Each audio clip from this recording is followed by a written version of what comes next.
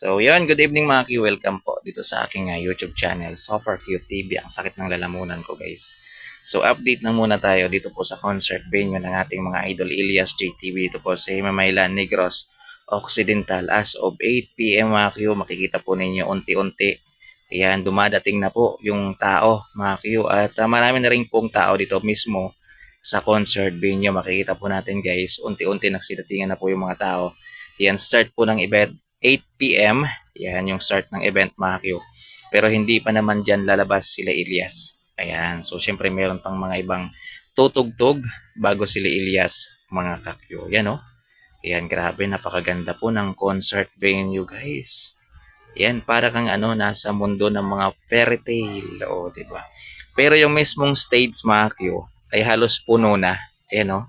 Ayan. Kasi yung iba talaga, guys, gusto talaga nila makalapit sila kay Elias. Ayan. So maganda yan, maganda yan.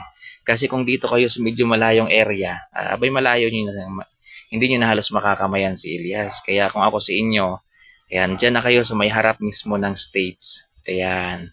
Unahan nyo na. Ayan, kasi mamaya hindi na kayo halos makalapit dyan mga Q.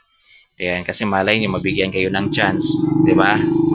Kayo, makapag Don Solweta kayo kay Elias. O, diba? Makapagkamay kayo, makapag-selfie kayo kay Elias.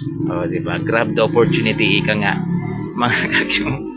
So, at may balita tayo, guys. Alam niyo yung yung nag-trending, yung nahalikan si Elias, yung sa Murcia, mga kakyo. May balita tayo, guys. Pupunta daw dito mamaya. Ayan. So, si Tita Bugris, ayan. So, sinabihan niya yung mayor na wag na daw papakyatin yung mamaya. Yan, tingnan natin mamaya, guys. Excited to, mga kakyo. Exciting to. Ayan. Kasi kung mangyari yun, guys, na makaakyat siya ulit mamaya, yun na yung pang 3 times. Ayan, ni Miss Miss Murcia. Ayan, ang viral yun, ni Marky. Ayan, nakis po siya ni Elias sa lips. Yun. So, grabe. Ayan, maraming tao, mga Q. Expect naman yan, lalo pag mga ganito, guys, na mga open ground, pre-admission. So, expect naman talaga yan na maraming tao na pupunta sa concert ni Elias. So, yun, mga Q. Ingat na lang kayo, guys. Abang-abang na lang kayo, mga Q, sa mga update pa natin mamaya dito sa concert ni Elias. At syempre, magla-live tayo, guys. Ayan, magla-live tayo. Kaya tune in. Ayan, dito sa aking YouTube channel. Sa mga hindi pa nakapag-subscribe. Ayan, guys. Ayan, pa-subscribe naman po. At pakiclick na rin ng tiny bell button. So, yun, guys. Maraming salamat. So, in-update ko lang kayo. 8 PM po yan, ha. Yan, 8 PM ngayong gabi. Yan, kung anong oras nyo naman to pinapanood, yan, wala na tayong dun dyan, access dun, mga Q. Pero, yung pinapakita ko po sa inyo, mga Q, ay 8 PM ng gabi.